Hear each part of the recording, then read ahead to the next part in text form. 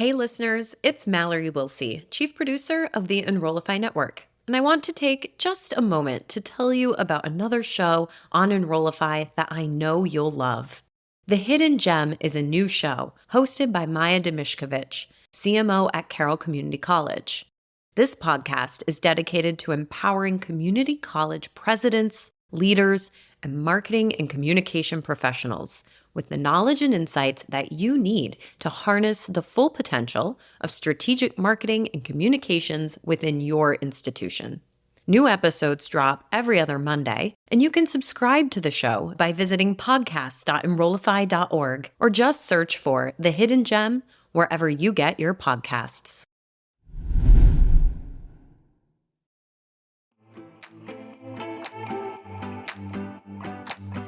Welcome to Visionary Voices, the College President's Playbook, a podcast that serves as your backstage pass to an uplifting and positive view into the collaborative playbook of higher education presidents and their senior leaders.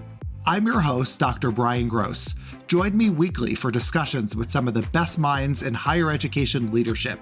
From presidents to provosts, enrollment managers to CFOs, CIOs to chief diversity officers, this show is your ticket to the most future-forward strategies that are impacting real results on college campuses today. Each week, I will be posting highlights and insights from our show, so let's connect. Visionary Voices is part of the Enrollify Network, a robust collection of podcasts designed to help higher education professionals like you grow. Explore our other shows at enrollify.org or check out some of my personal favorites linked in the show notes below. Enrollify is made possible by Element 451, the leading AI-powered, all-in-one student engagement platform, helping institutions create meaningful, personalized, and engaging interactions with students. Learn more at element451.com.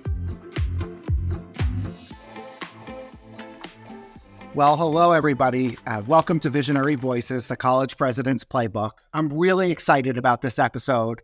We're going to be talking about the impact that college athletics have, particularly for Division III institutions in terms of recruitment and retention. I have two terrific guests with me, President Chuck Lindsay, who's the president of Elmira College, and a good friend of mine, Dennis Kelly, VP of Enrollment Management. And I'm just going to start off. The Chronicle of Higher Education published a paper called The Athletics Advantage, How Intercollegiate Sports Could Rejuvenate Division III Colleges. And a couple facts to get our conversation started. There are currently 195,000 athletes at 430 Division III institutions around the country. 40% of all NCAA athletes play in Division III. 80% of Division III athletes attend private colleges. And interestingly enough, former Division III athletes earn a postgraduate degree at a significantly higher rate than their non-athlete peers. So there's some data about the significance of Division III athletics, the impact that it plays on college campus. I'd love to dive in and hear about the impact of Division III athletics at Elmira. So can we start off? And President Lindsay, can you talk about why you believe Division III athletics is critical for institutions like Elmira College? Sure, and glad to be a guest on your show, Brian. I would say that Division III athletics has become more important. There are a greater percentage of students that want to participate in collegiate athletics than there has been in the past. And frankly, it engages students in campus life in a more significant way. If I were to describe our Division III programs on the Elmira campus, I would say they're akin, in the best sense, to the Greek system, to fraternities and sororities. There's a real solidarity that develops among the players, and that really serves the institution well because they're much more likely to be retained and to do well academically. So from my perspective, in general, Division III athletics is a win-win.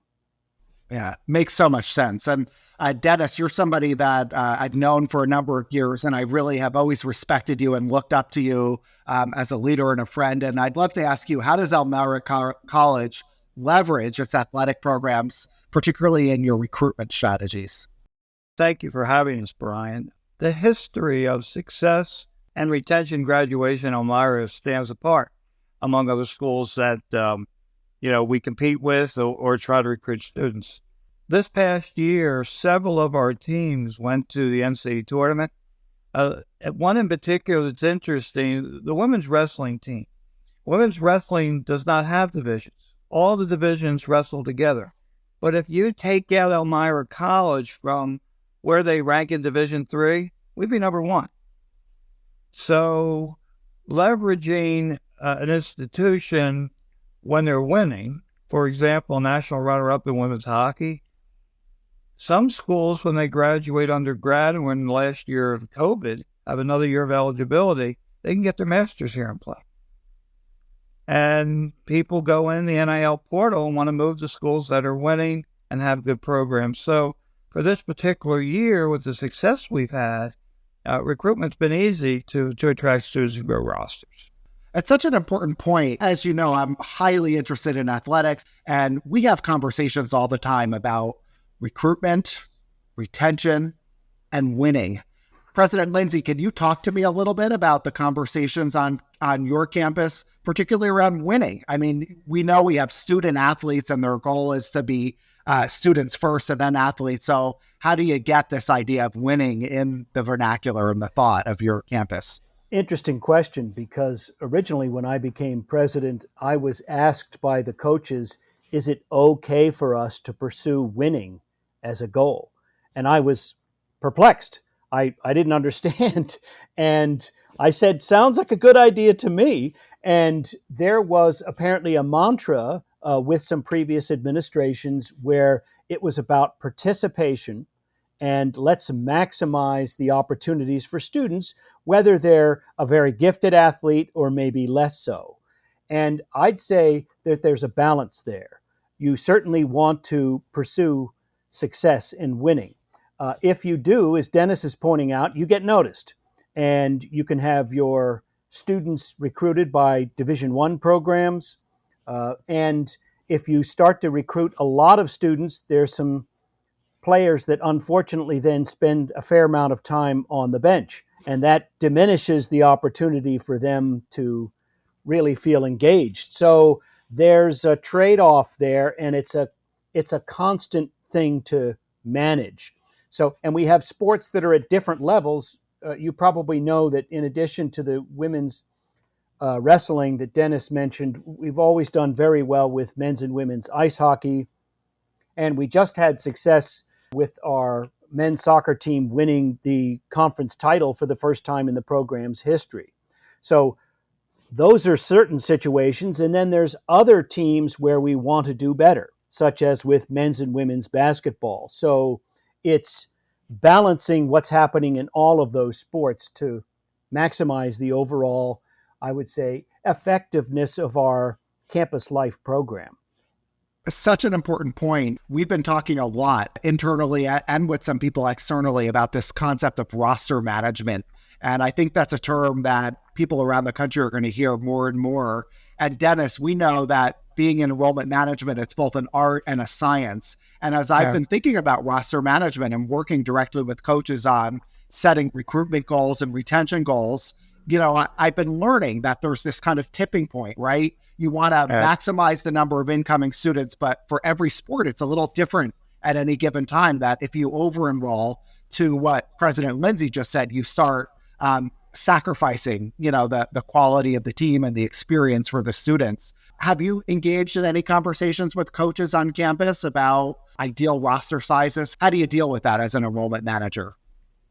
Well, the first thing I did was make sure that the partnership that we had with the Department of Enrollment Management was strong, and it wasn't as strong as we thought. And I basically told them, get another office over there. I'll be over there all the time. Then we started meeting and exchanging things. I've actually taken it to workshops. And in one of those workshops, exactly your question. What is your ideal roster size? What size roster do you need when you need another coach? Think about this. Players aren't playing, but if you have too many players, they're not being coached. It's just like a wrestling team with a small roster. Who do you wrestle when you're not on the mat at a match? So we look at roster sizes. We look at the point. Does the JV team need to be had? or is there a club? So in meeting and understanding, and then there's goals to be met. I'm looking at a roster size. We're bringing in a new coach. There are expectations. There are expenses associated with it. How do all these fit in? And then for me, funneling up to the partnership and distribution of the goal. But then there's coaches that want to win on the field and besides the roster for enrollment. So it's definitely a partnership of work in progress, but you drill down into their strategic plans. And this is where you build your enrollment plan and goals well. That's what we've done. Bryan, I wonder if I could just build on the point that Dennis was making. Sure. First of all, a lot of the success with recruiting has to do with the relationship between athletics and the admissions office. And as you probably know, on a number of campuses, it isn't necessarily the best relationship because both groups are naturally competitive.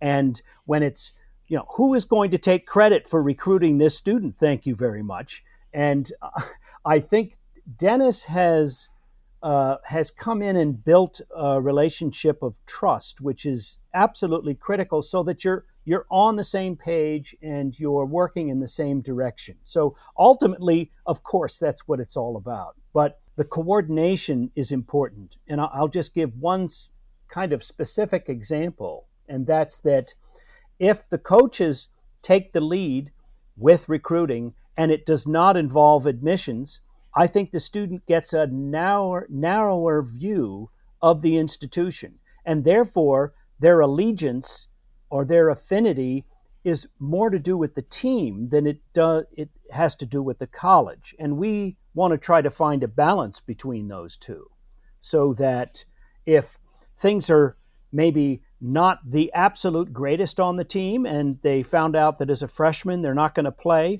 there's other aspects of the campus experience that are going to keep them here, that they say matter to them. And I think it has to do with, I guess you'll find out that I'm a traditionalist, and I believe in the student-athlete model. Student first, athlete second. And I would say there's a number of students these days that they see it the other way around. I'm an athlete first, and I'm a student second. So we need to deal with that reality and help them to understand that there is another side or a broader picture or a greater experience that they can have at college. That's really profound. And I think it's the perfect segue. Can you talk to me a little bit about how your senior leadership talks about the impact that athletics has on student retention at Elmira College? Well, we talk about it in terms of big numbers, and we're no exception. We have about 50% of the student body comes in is interested in playing intercollegiate sports. Now that drops off to some extent as you move through the years to the senior year, but what we want to make sure is that we don't have a bifurcated experience. You've got athletes and non-athletes, and we've been challenged by that a little bit. It's how do we actually bring these two groups together in a meaningful way so that they're benefiting by the interaction with the other group.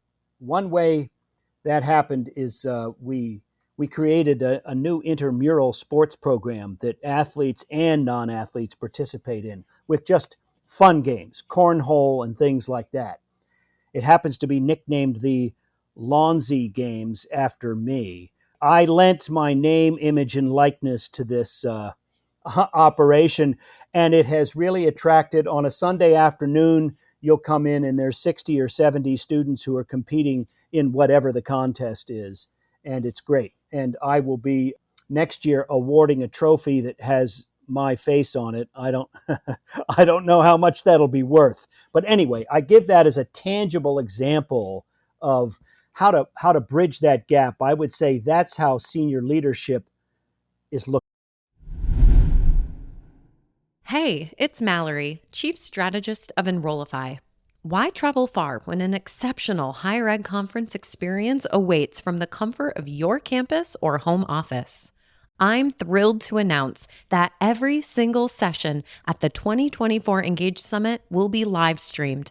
And the best part? Registration is free. Many of your favorite Enrollify creators are presenting. Maya Demishkovich and Jenny Lee Fowler will teach you how to craft an AI-powered social media influencer strategy. Jamie Hunt will help you unlock the AI revolution in your team. And Shane Baglini and Allison Tercio are teaming up to boost your productivity with generative AI. Plan out your dream conference by scoping out the agenda and taking note of the sessions you want to tune in for. Visit engage.element451.com and register yourself and your team for free today. Now, back to the show. Looking at things. I love it. And that is real leadership, for on your part, providing the vision and then, getting down on the ground and having fun with the students. I think I'm going to have to challenge my friend Dennis to a game of cornhole and drive an hour and a half. And we'll have to have a VP of Enrollment Management cornhole competition. There we go. Oh, I think we could video that maybe. Well, let's go on to diversity and inclusion. And I don't think there's a single college or university around the country that's not putting some thought at the senior leadership level of the diversity of their student population and how they bring in an incoming class that is diverse and inclusive. What initiatives are in place to ensure that athletic recruitment aligns with the college's goals for a diverse and inclusive campus? Well, I can answer in a general way. We instituted an Office of DEI, Diversity, Equity, and Inclusion about 3 years ago. And the director of DEI is integral when it comes to not particularly recruiting, but I'll say in the retention of students, international students, students of color, all kinds of people from different backgrounds. And that has been, I'd say, tantamount to our initial success in retaining these students. Where as an small upstate private college, we tend to be an environment that maybe some minority students are not particularly used to. And so we've been focusing on making sure, number one, they feel that they belong. They belong on this campus. And I'm not going to share the secret sauce for what we do with that, but we do focus on that. And we focus on understanding, because I believe that a liberal arts education has to do with understanding people who come from different backgrounds. So by emphasizing that, you tend to make students feel that, you know what, I truly do belong on this campus. And that's how I'd say it plays into how our athletics program is supported by that effort. I really appreciate that thoughtful response. I'm hearing about all of these kind of synergies. It's clear to me that the two of you have this great synergy. I've heard great things about your senior leadership team on campus. I know you're accomplishing great things at Elmira. Let's talk about challenges. Dennis, we know that this is one of the most challenging times in our industry when it comes to enrollment, revenue. What are some of the key challenges Elmira is currently facing in terms of its enhancing its athletic programs, given the current landscape? Well, I would say from an athletic standpoint, the conference is very competitive. You have schools with more resources, as you know and I know. One particular school in particular with a great nursing program is adding hockey, and that's going to hurt, right? If you want that kind of education and your credentials. Also, the demographics alone, are shifting. The rules in New York are slightly different than other states about what you could do and not do. But looking back at the challenges, like you mentioned, and the president mentioned before, you and I both know, we buy the names, we use the clearinghouse, we know where they are and we know where they went. And it's about putting strategies together, coupled with the affordability factor, to make sure that we have the presence. One thing I'm very proud of is, and maybe the president can speak to it, is the pets being allowed on campus. Chuck could say it much better than I do, but he could explain to it. It's a distinctive. Yeah, we have a pet-friendly residence hall. And now there's a limit. You can't bring a peacock, but there, students can bring their support animal, if you will, and they pay an upcharge for doing that. And it's a designated area in a particular residence hall, but it has really proved to be popular and is something that I know that some other institutions offer, but not as many as one would expect. So it's a growing trend in society. So that's how we've tried to address a need with students there. And I believe that has had a direct impact on retention. If you're talking about challenges, I could go for what I see are the bigger challenges when it comes to Division III sports. Number one, this name, image, and likeness. I thought, that'll stay at the Division I level, and I can understand it if Ohio State and University of Michigan need to pay to use the image or likeness of their players. But hey, Division III, that's not what we're all about. Well, there's companies that are actually promoting this and representing students, and so they come in with that expectation. And it's not that I'm against a student receiving some sort of compensation if their name, image, or likeness is really being used to promote the program or the institution. However, I think it changes the relationship with the student. It's no longer, they're less a student and they are more in a business transactional relationship with the institution. And what I worry about is that long term that could impact the quality of the educational experience, because it'll be all about the money. And not that money isn't important, but hopefully we're dealing with some more esoteric things and deeper things in the education. So I worry about that as something that might challenge the future of the campus experience. That makes sense. And I certainly know a lot of people talk about the transfer portal, and even at the Division III level, I know we've experienced at Hardwick growing numbers of students entering the transfer portal, not necessarily with realistic expectations as to what will happen, once they get in the portal. So many changing things today. Yeah, I would say you're just mentioning the portal. From my perspective, I don't know what Dennis thinks, that makes things way too easy. There's less loyalty to the institution. It's, I didn't like X or Y, so I'm going to list my name on the portal. And I think there's something to be said for making a commitment to an institution that's part of the experience. I don't mean that you're indentured, that you can't leave if things aren't working out, but I think there's some positive things that it impacts people's personality. Yeah. There's a big amen on that one, because if you think about it, I always loved in Division III that I could recruit a student, and when they get here, they say, you know what, I've changed my mind. I want to focus in on my academics and play another year. No financial aid has changed.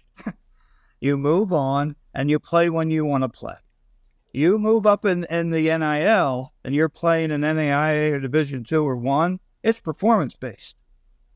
Your aid or whatever you receive is based on what you're doing. Going back to earlier what the president said, where's the experience? You're somewhat of quote unquote pro. I'm absolutely loving this conversation. The two of you are really bringing the audience some incredible insights. I want to shift a little bit and talk about the future, what you see, the future of college athletics, particularly Division III athletics, and the role that it'll play on college and universities around the country. What are your thoughts, given all the challenges of higher ed? How will college athletics continue to evolve on college campuses? And perhaps you want to talk about Elmira specifically. I think that college athletics are going to continue to play a dominant role, and maybe it's more of a reactive response, but I see it as something to be managed. I wouldn't want more than 50% of the student body to be participating so that the focus doesn't become all about athletics. I do know some schools across the country that have had a success with that model. There's a small private college in Michigan that's done just that. But that's the exception. That's the exception to the rule. It also requires significant resources. And as Dennis alluded to, it's an arms race when it comes to, how nice of a field house do you have? How many artificial turf fields do you have? And that leads in a financial direction that I keep my eye on. Let's put it that way. Now, fortunately, we're behind the times, but we are building our first artificial turf field. We're just about to break ground. We think that's going to put us on the map with, we're going to bring back men's and women's lacrosse. Our men's soccer team and our women's field hockey team will be able to play on our main campus. We had fields that are about 8 miles away, and that just detracts from student life. So long term, my idea is we're going to have this artificial turf field, and we're going to create more energy and excitement on this main campus, and that's going to help us with retention and enrollment. Dennis, you want to add to that? Sure, Brian. You and I talk about in the future, teaming together. So I'll really go out of the box here.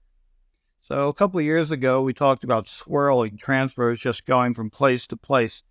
I see a day where a student loves an institution for its academic prowess so much that they're going to forgo their athletic career, but then they find another college that actually has the program they play. And I could see emerging a unique 2+2, depending on the talent of the athlete, saying, I'm studying here, but maybe we can have a joint degree here so I can have the athletic experience. That's unheard of and unprecedented. And as Chuck knows, all I have to hear is a good no, to just prove it. But I actually see people transfer because of it. Why can't we do 2+2s to keep it within the family? So I really see a lot of creative ideas coming in and out. I see a lot of non-athletic clubs forming. And how about gaming, huh? How about the gaming? Totally. Yeah, we at Hartwick have really been leaning into thinking about recreation, hiking, skiing, cycling. How does that fit in with the whole ethos?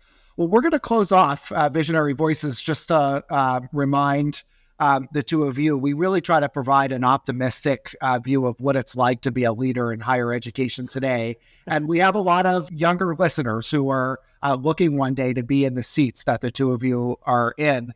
And so as you reflect on your own leadership journey and what brought you to where you are today, what advice would you give any members of our audience who are thinking that they one day would like to be a vice president for enrollment management or a college president? Well, Dennis, let me go first, and then you can give the right answer. In my own career, I guess there's some characteristics that I've been able to capitalize on that have helped with my success. And one is I've learned it's more important than ever to be transparent.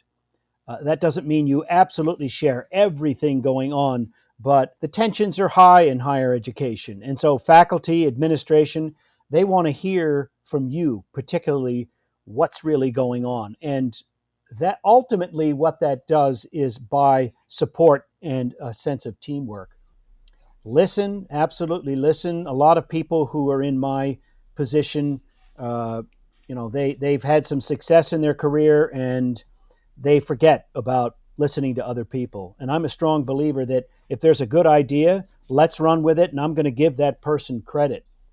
And maybe I'll say, respect everyone on campus, no matter what they do for a living, what part they play. And I do that by this old idea of MBWA, management by walking around. You'd be amazed to how much you learn by just stopping someone who's mowing the lawn and saying, hey, what's going on? What did you think of whatever yesterday? And because they're really on the ground level, I've learned some things that people are surprised that I know about. Thanks for sharing that, Chuck. Being transparent, listening, respecting people on campus, and this idea of management by walking around. I love that. Dennis, what do you want to add to your advice for professionals out there? So in our position in enrollment management, a lot of the times it's about what we have done. And that's what attracts the president to bring you in. But once you get there, put yourself in the second or third seat. Make sure when you're interviewing, meet the staff, find some promising individuals you can mentor. pass it on, and make sure you involve yourself and really listen to everybody in the community. You get that buy-in, which should happen in the first 6 months. You're going to get your professional and personal awards, I guarantee you. You're not going to be able to do it alone. So just take that mind think out of it. Based on your successes, you'll get there. Slowly but surely, you'll bring some new things to the table. And please leave the things that are working before you got there alone. That would be my advice. I love it. Well, we end every episode of Visionary Voices by having our guests pick a song for our Spotify playlist. And this song will best exemplify either your leadership philosophy or a particular thought or feeling about Elmira College. And so, Dennis, why don't you start? Give us your song to be added to the Spotify playlist. Well, we're the soaring eagle, so it's easy for me. Fly Like an Eagle, Steve Miller Band. I love it. It's on there for sure. And how about you, President Lindsay? I think I'd have to say Eye of the Tiger from the Rocky series. And the reason is you need to be proactive as a college president these days. It's not a responsive, reactive thing. It's a proactive. So you need the Eye of the Tiger. That's right. There's plenty of Ivan Dragos and Clubber Langs out there, right? I thank you both so much for your time. This was a really amazing conversation. I think our audience will benefit from hearing your thoughts and philosophy. And you have a lot to be proud of at Elmira College, clearly doing really amazing things, both on and off the athletic fields and courts. So thank you so very much for your time. Thank you, Bryan. Thank you, Bryan. Visionary Voices, the College President's Playbook, is part of the Enrollify Podcast Network. If you like this podcast, chances are you'll like other Enrollify shows too. Our podcast network is growing by the month, and we've got a plethora of marketing, enrollment, and higher ed technology shows that are jam-packed with stories, ideas, and frameworks, all designed to empower you to be a better higher ed professional. Our shows help higher ed marketers and admission professionals find their next big ideas and feature a huge selection of the industry's best. As your hosts, learn from Artis Cadu, Jamie Hunt, Allison Tercio, and so many more of your favorite leaders in higher ed. Enrollify is made possible by Element 451, the leading AI-powered, all-in-one student engagement platform, helping institutions create meaningful, personalized, and engaging interactions with students. Learn more at element451.com.